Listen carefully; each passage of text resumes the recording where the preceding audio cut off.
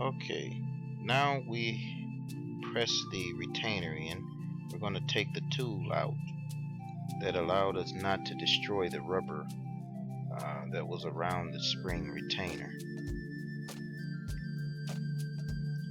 And we're going to put in our first set of clutches. You first must go in with a steel, and then a clutch, okay, then a steel, and then another clutch, and then another steel. Now, depending on the drum and the application, it can be 4 of these in here or 5. In this case, I have 4 inside. Okay, so now after putting in one of the steels, you have a flat snap ring.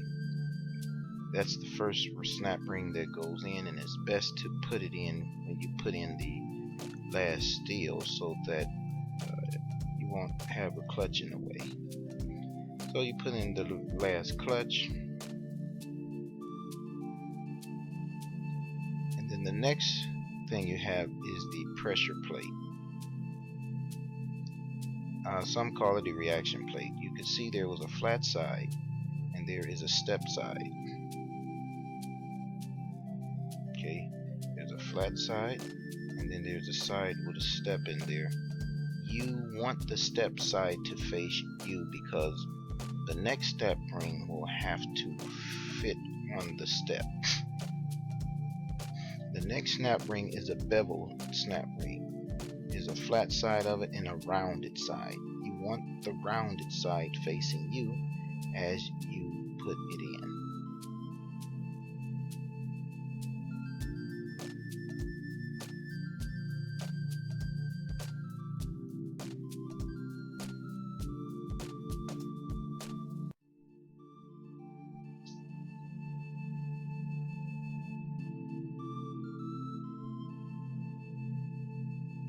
You have to make sure the notches line up.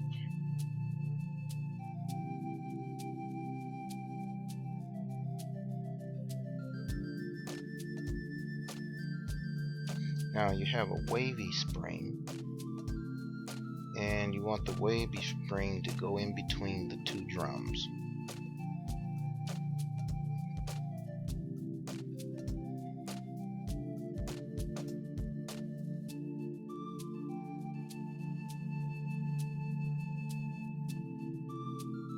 As you see, right here is where the wavy spring goes.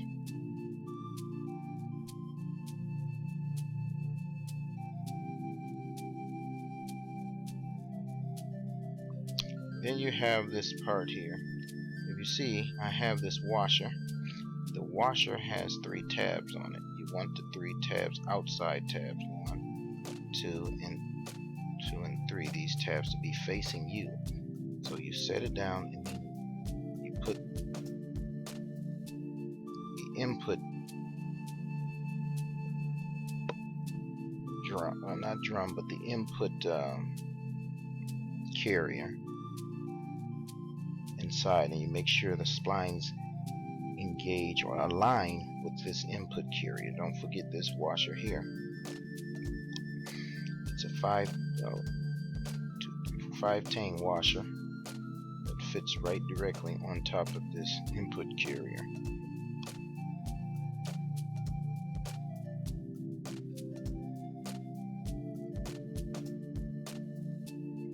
Next you have the other part here.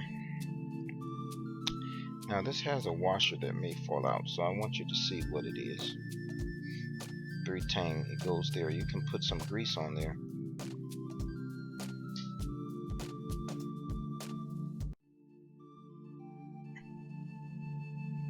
And it has a washer here.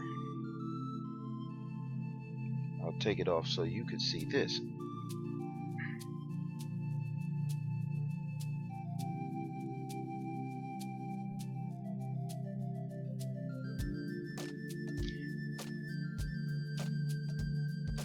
When you put it on, you get some grease.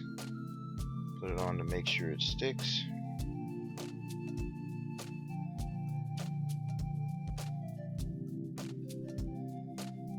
And you can put some grease on the this one too and put it on.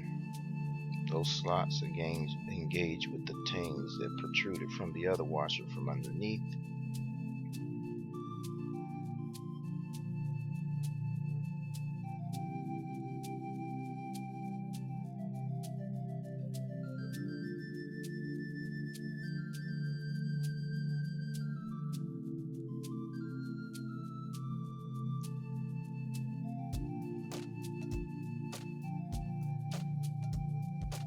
Make sure you have that engaged until you hear it go clink, and then you put this other part on top of the input carrier.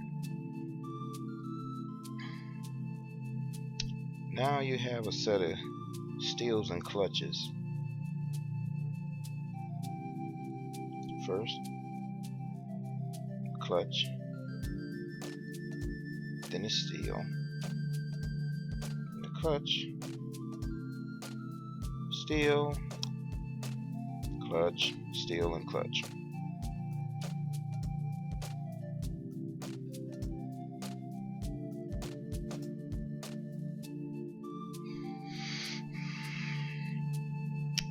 Now we're getting to the next reaction plate.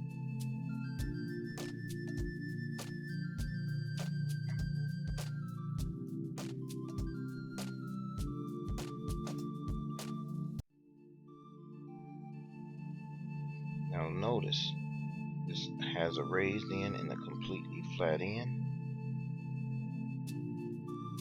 That's the raised, that's the flat. What do you want? You want the raised end to be down and the flat end to be up.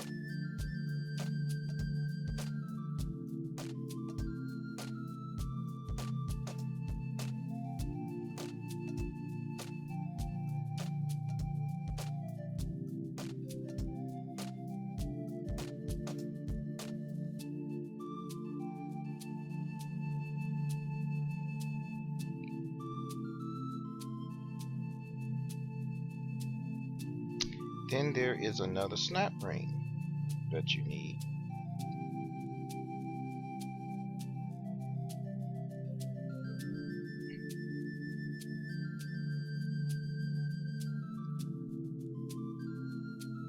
And this snap ring also is going to go on the in between the two drums.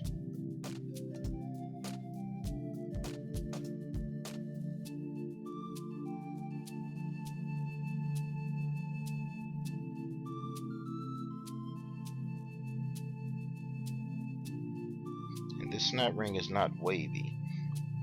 The last snap ring was a wavy ring that you put underneath this pressure plate. This one is a regular snap ring that you're putting on top of this pressure plate.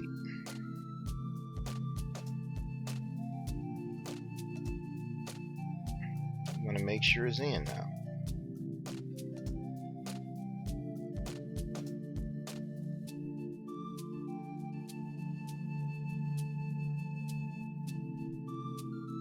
Right in between these two drums. Now you have two clutches, a clutch, a steel, and one more clutch. These are the reverse clutches. Now, if these go bad, and they have gone bad on me before, you won't have any reverse.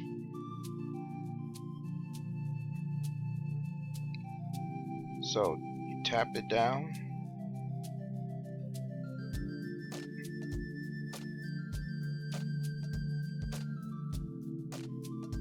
You want it very snug.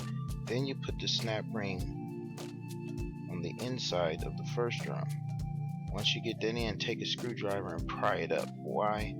You want those clutches to be free. You feel them? If you can turn those clutches with the screwdriver and they're free, then you're okay. Because if they're not, when you put the input drum inside, you'll have a problem. Okay, part 5.